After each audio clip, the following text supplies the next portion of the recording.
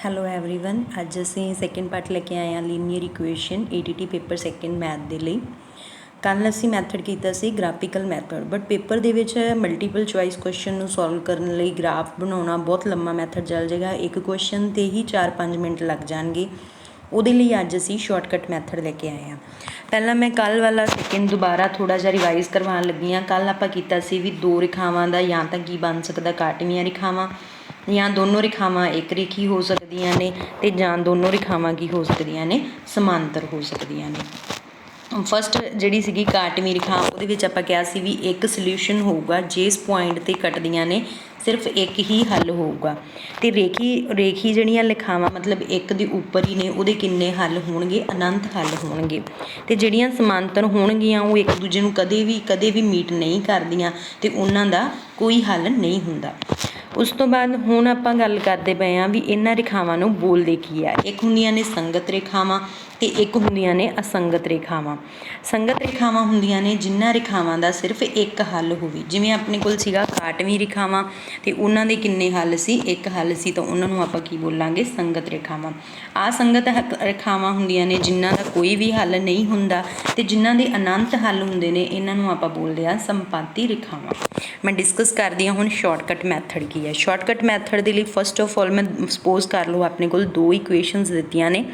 ਪਹਿਲੀ ਇਕੁਏਸ਼ਨ ਦਿੱਤੀ ਆ a1x + b1y + c1 = 0, ਅਤੇ ਮੰਨ ਲਓ ਸੈਕਿੰਡ ਇਕੁਏਸ਼ਨ ਦਿੱਤੀ ਆ a2x + b2y + c2 = 0।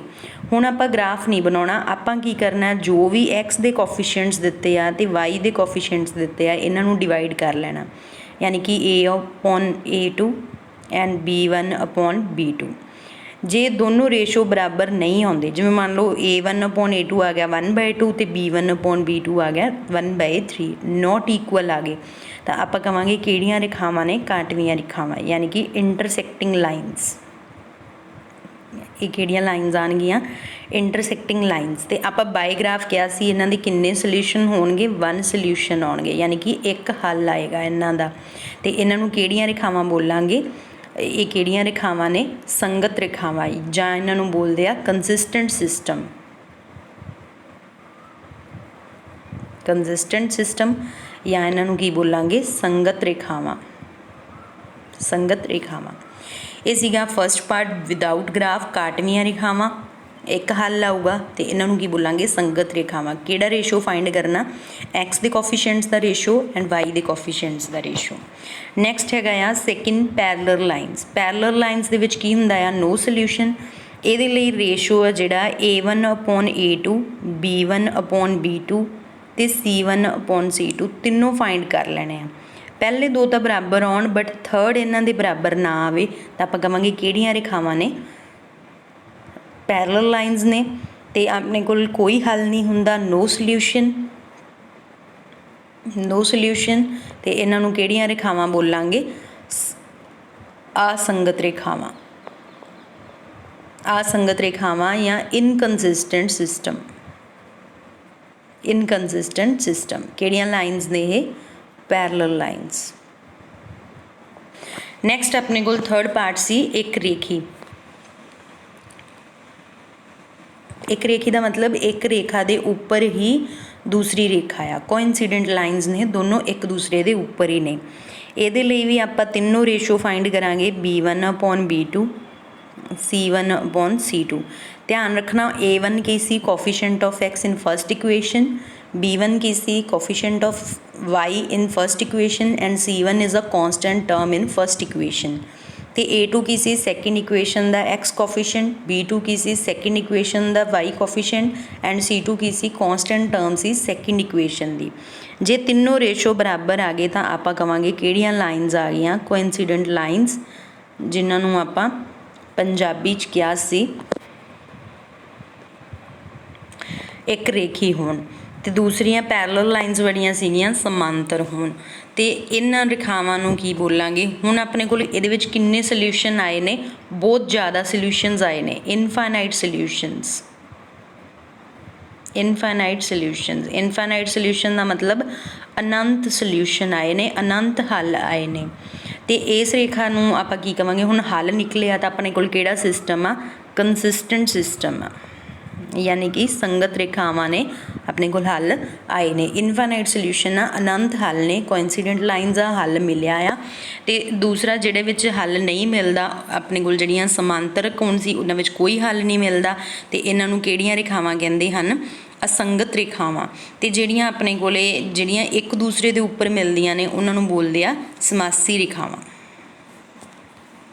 इन्हां दे आ देखो समांती रेखावां, जेकर समीकरण दे अनेक हल होण दा उन्हां नूं किहड़ा बोलदे आ, संपाती रेखावां। इहदा मतलब जिहड़ी आ थर्ड केस सीगा अपने कोले कोइंसीडेंट सिस्टम, इन्हां नूं की बोलांगे, संपाती रेखावां। चलो हुण आपां क्वेश्चन करदे हां विदाउट ग्राफ। फस्ट क्वेश्चन है, दो समीकरण दित्तियां ने, इहदे विच आपां हल दसना आ, एक हल होवेगा, कोई हल नहीं होवेगा, अनंत हल होणगे या इन्हां विचों कोई भी नहीं। तो आपां रेशो फाइंड करांगे 5/3 - 2/4। ये एक्स के कोफिशिएंट ले ले, ये वाई के कोफिशिएंट ले ले। ध्यान रखना कदे भी नैगेटिव या पॉजिटिव साइन नहीं छड्डना। तो ये आएगा 1/2 कि -1/2 5/3 के इक्वल है, नहीं इक्वल। तो यदा मतलब किहड़ियां रेखावां मिल गई, फस्ट केस मिल गया जिहदे विच इंटरसैक्टिंग रेखावां सी या काटवीआं रेखावां सी, जिन्हां दा एक हल होऊगा, ते जिन्हां नूं आपां की बोलांगे, संगत रेखावां। तो यदा मतलब यदा फस्ट पार्ट सोल्यूशन आ गया। नैक्सट है x - 2y = 4, 3x - 6y = 11। ये भी हल पूछा गया किन्ने हल होणगे। तो एक्स का कोफिशिएंट नहीं लिखा है, मतलब एक्स का कोफिशिएंट 1 आ। तो 1/3 - 2/-6 4/11। माइनस ना माइनस कैंसल हो गया, 2 के टेबल से इन्हां दी कटिंग करती। तो 1/3 = 1/3, बट 1/3 4/11 के बराबर नहीं गा। तो किहड़ा सोल्यूशन मिल गया, पैरलल लाइनस मिल गईयां जिहड़ियां कदे भी मिलदियां नहीं, जिन्हां दा कोई भी हल नहीं हुंदा। 3 ही केस ने इस चैप्टर दे विच, होर कुछ भी नहीं गा। नैक्सट ये भी रेशोज फाइंड कर लो, 2/4, 3/6 तो 5/8। ध्यान रखना सी नूं जे तुसीं उधर भी लैके जाओगे तो -5 बनूगा, तो 8 नूं भी उधर लैके जाओगे तो -8, तां भी माइनस माइनस कट हो जाऊगा। ये बन गया 1/2, ये भी बन गया 1/2, 1/2, 1/2 इक्वल नॉट इक्वल टू 5/8। किहड़ियां लाइनस मिल गई, पैरलल लाइनस, जिन्हां दा कोई भी सोल्यूशन नहीं हुंदा, जिन्हां नूं की बोलदे आ, असंगत रेखावां। असंगत रेखावां सी जिन्हां विच कोई भी हल नहीं हुंदा, संगत रेखावां सी जिन्हां विच एक हल हुंदा आ, ते संपाती रेखावां सी जिहदे विच अनंत हल हुंदे ने। नैक्सट है 1/3, एक्स का कोफिशिएंट 1, इधर 1, एक्स का कोफिशिएंट 3, इधर वाई का कोफिशिएंट 1, इधर वाई का कोफिशिएंट 3, इधर कॉन्सटेंट टर्म 2, इधर कॉन्सटेंट टर्म 6। तो 2 ते 6 की कटिंग करके 1/3, 1/3, 1/3 तीनों इक्वल आ गए। तो किहड़ा केस आ गया, एक रेखी होणगियां ते अनंत हल होणगे ते संपाती रेखावां होणगियां। नैक्सट क्वेश्चन है सेम 1/3 - 1/5 6/8। 1/3 - 1/5 नॉट इक्वल आ गए, पहले ही नॉट इक्वल आ गए, थर्ड की तो जरूरत ही है नहीं। तो किहड़ियां रेखावां आ गईयां, काटवीआं रेखावां, एक हल होवेगा ते संगत रेखावां। तो फस्ट ऑप्शन की आ गया इहदा आंसर। इदां दे क्वेश्चन ट्राई कर लेने आ। उस तो बाद नैक्सट आपां टाइप करांगे, इक्वेशनस दित्तियां होणगियां जिहदे विच क्या होएगा, जिद्दां अपने कोले 2y = 3, 2x + 4y = 6। जिद्दां आ रेखा दित्तियां ने, सपोज कर लो इहदे विच कहता भी अनंत सोल्यूशन ने अपने कोले एक रेखी रेखावां दित्तियां होईयां ने, संपाती रेखावां दित्तियां होईयां ने, तिन्नां विचों एक कंडीशन लिखी होऊगी तो क्या होऊगा, के दी वैल्यू फाइंड करो।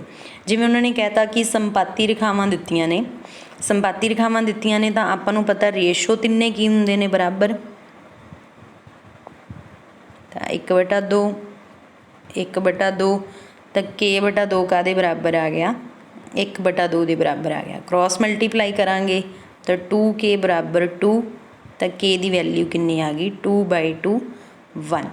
इदां सारियां आपां k दियां वैल्यूज़ वाले क्वेश्चनस करांगे कल दी वीडियो दे विच। ते इहदे विच आई होप सब नूं अंडरस्टैंड हो गया। इहदा मैं PDF फाइल प्रोवाइड करवा दांगी, टैलीग्राम चैनल ते ज्वाइन कर